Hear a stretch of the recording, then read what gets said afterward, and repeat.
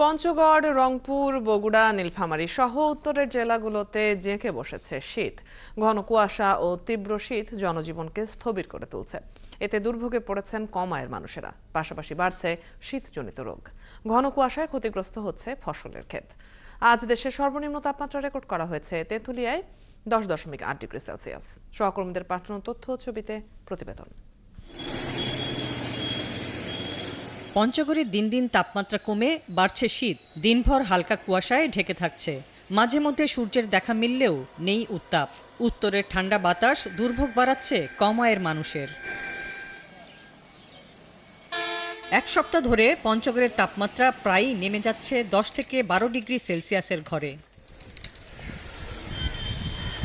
এদিকে প্রতিদিনই তাপমাত্রা কমছে হিমালয়ের পাদদেশের জেলা নীলফামারীতে। এক সপ্তাহ ধরে জেলায় সর্বনিম্ন তাপমাত্রা থাকছে 11 থেকে 14 ডিগ্রিতে। হিমশীতল বাতাসে কাবু হয়ে পড়েছে মানুষজন। শীতবস্ত্রের অভাবে খড়কুটোয় আগুন জ্বালিয়ে শীত কমানোর চেষ্টা করছেন। বেশি বিপাকে পড়েছেন শ্রমজীবীরা। ঘন কুয়াশা সকাল থেকে সন্ধ্যা থেকে সকাল পর্যন্ত 8টা পর্যন্ত কুয়াশার কারণে আমরা কোনো কিছু দেখতে পাচ্ছি।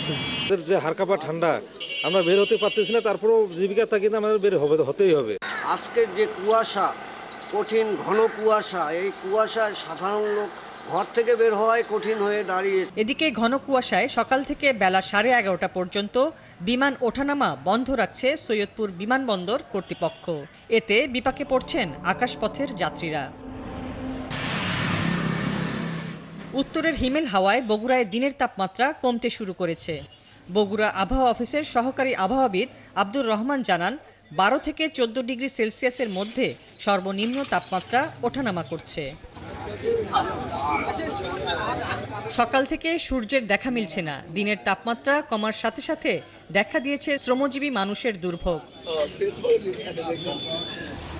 কয়েকদিনের শীতে কাবু দিনাজপুরের মানুষ। শনিবার সর্বনিম্ন তাপমাত্রা রেকর্ড করা হয়েছে 10.1 ডিগ্রি সেলসিয়াস।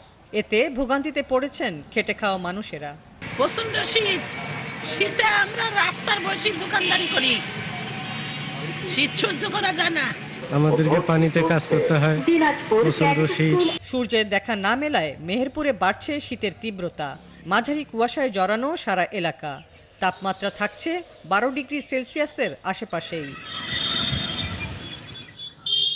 হাসিবা আলী বর্ণা, 71।